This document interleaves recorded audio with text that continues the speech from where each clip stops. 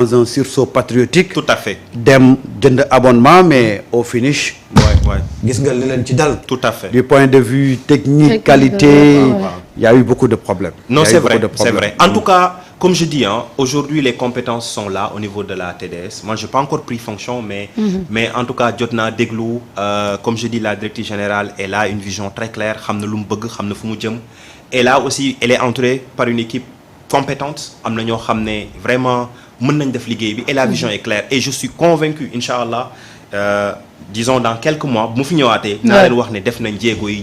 si kàttanu yàlla donc lu ñuy ñaan rek mooy autorités yi gën ñu accompagner. parce que on a comme je dis une volonté très claire.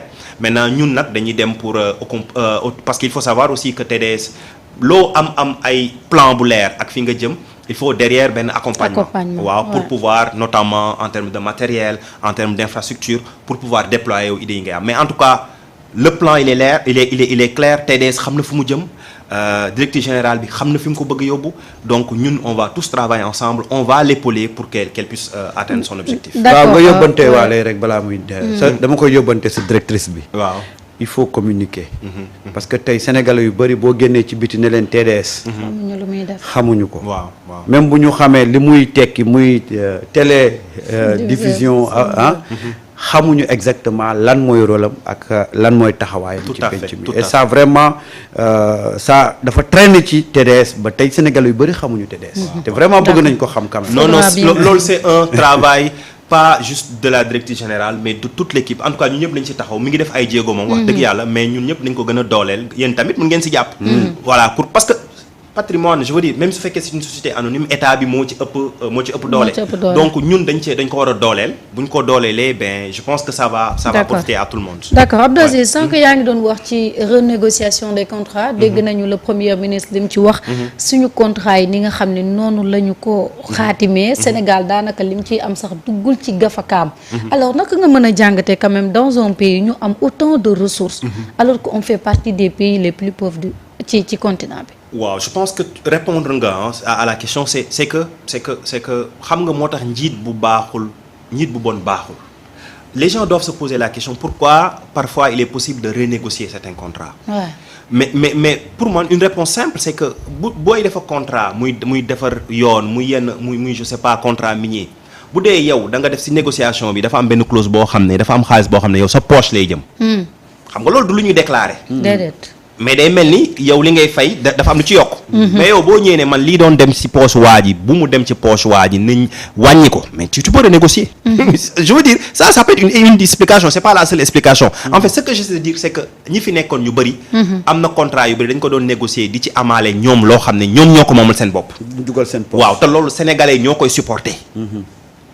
c'est supporté man c'est-à-dire c'est peut-être invraisemblable des fois da ngay man je donne des cours des fois damay rencontrer ay professionnels mais dañ ma ne yéen mënu leen sax comprendre tu te dis que mais ñi est-ce que ay sénégalais lañ. c'est-à-dire parce que quand même c'est incroyable c'est-à-dire yow nga nekk ci benn réew chaque jour di gis ay nit xam ne fii mais la vie c'est difficile pour certains. mais malgré tout ngay def yenn. maanaam di détourner xaalisu Sénégal bi si sa poche comme si yow sa njaboot ou bien nous sommes dans un royaume donc ñun c'est ce que nous sommes en train de combattre et nous allons mettre avec am nañ fulla en tout cas président Ousmane Sonko ñëpp xam nañ ne moom am na fulla boo xam ne intérêt Sénégal fu mu mënti nekk moom dina ko défendre parce que affaire bi c'est un problème de fulla rek parce que comme on dit uude nu mu la gisee noonu la lay woowalee nit boo ñëwee di négocier dara wan ko de man kat dama bëgg ci dara après nga defal ma ay commission mais kooku day am position de force ci yow. Mais quand tu viens, tu négocies, tu dis, écoute, moi, tout ce qui m'intéresse, c'est l'intérêt de mon pays. Mais là, tu es en position de force. Et tu peux bien négocier pour ton pays. Et c'est ce que nous sommes en train de faire. Si kàttanu yàlla, beaucoup de contrats seront négociés parce que ñun intérêt Sénégal kese moo ñu amal njëriñ. waaye te loolu ça fait partie de la constitution. les ressources naturelles. tout à fait normalement peuple bi ñoo ko moom mais nag xam nga politiciens yi ñoom enfin yenn politiciens yi dañoo jàppoon ne ñoom c'est des individus extraordinaires. c'est sûr dañ lay fal nga foog ne yow ben je sais pas sa maam peut-être c'était un roi ou en tout cas tu ne peux même pas donner d'explication. tu ne peux pas parce que pour man yenn yi c'est extraordinaire c'est-à-dire lu ñëpp bokk nga mën ci yow.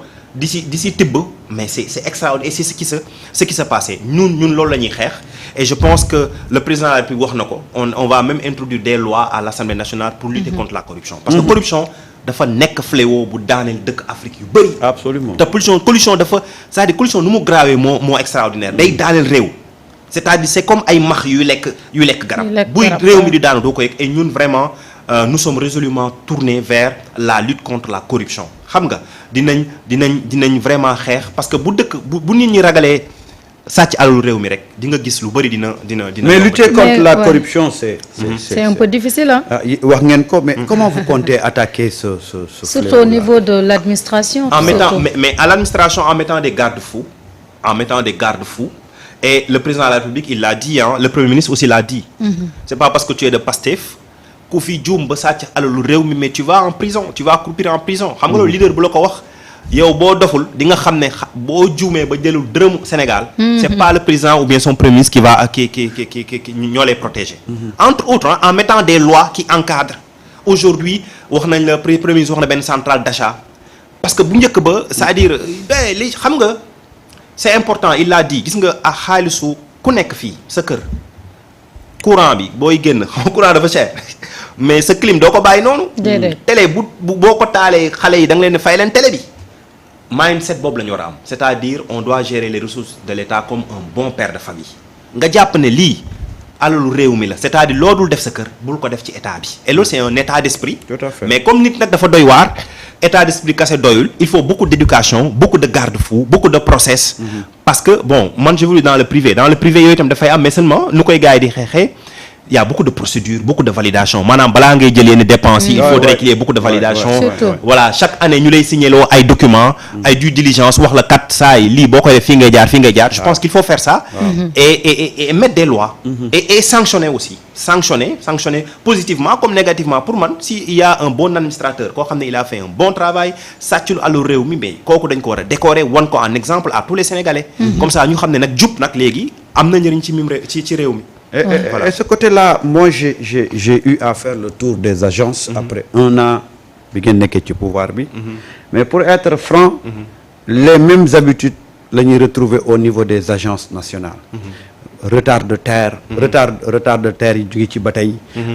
Laxisme bi dossier yi traîné. Vraiment, on constate toujours que li fi nekkoon moo continuer di fi nekk. Et ça, je l'ai constaté moi.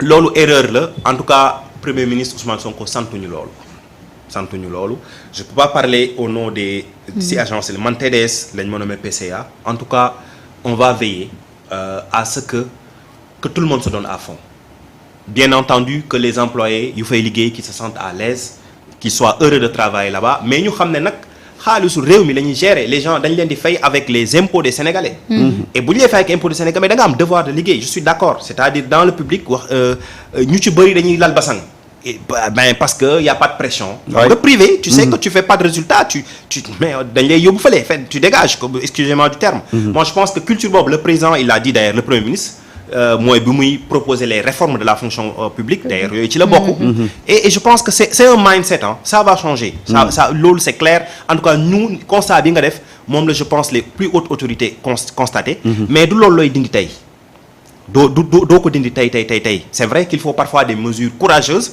en tout cas on a un plan clair et je pense que leer na ci bopp ñu nekk ci agence yi ak ci ministère yi que il faut une obligation dafa am obligation de résultat et que xaalisu réew mi xaalisu askan bi la ñuy gérer il faudrait que les gens parce que il faut que tant que nit kaa ngi jàpp ne man fi may liggéey yaa 500 Sénégalais ou 1000 Sénégalais qui ont les mêmes compétences sinon plus qui pouvaient occuper ce poste-là mais waru yenn yi waru la donc voilà ñun daal en tout cas le Premier ministre mi ngi ciy liggéey au niveau dans le cadre de la réforme de la fonction publique Inch'Allah gëm nañ ne que dans les années à venir en tout cas récemment en tout cas du yàgg on aura une fonction publique performante digitalisée oui c'est très important digitalisée parce qu'il y a beaucoup de perte de temps et le temps c'est de l'argent comme disaient les Américains donc aujourd'hui dans beaucoup de pays beaucoup de services sont digitalisés ñun on a un plan clair notamment avec notre ministre de tutelle le ministre Aliou Sall qui est en train de dérouler un plan très clair pour un peu digitaliser l'administration sénégalaise et Inch'Allah on ira vers ça. D'accord sànq mi ngi wax ci li nga xamante ni moo jëm ci ressources yi nga xam ne pied nañ ko. d'où la nécessité quand même de la reddition des comptes bi nga xam ne demande nationale la. parce que comme yéen a toogoon ni ñii dañu jël alalu réew mi il faudra aussi que justice def liggéeyam ci loolu. tout à fait il faudra en fait xam nga malheureusement damay tooñ souvent sama benn xarit di ko ne Sénégal justice bi pour mu jàpp ku sàcc ginaar Sénégal moo gën a yomb que pour mu jàpp ku sàcc milliard. loolu moo koy expliquer. Bon, il faut demander ça aux professionnels du droit parce que amoon nañ fi cours d'enrichissement illicite gars yi naan non loolu c'est pas adapté parce que en tout cas pour man parce que xam nga les professionnels du droit sama mbokk juristes yi ñoom dañoo aay ci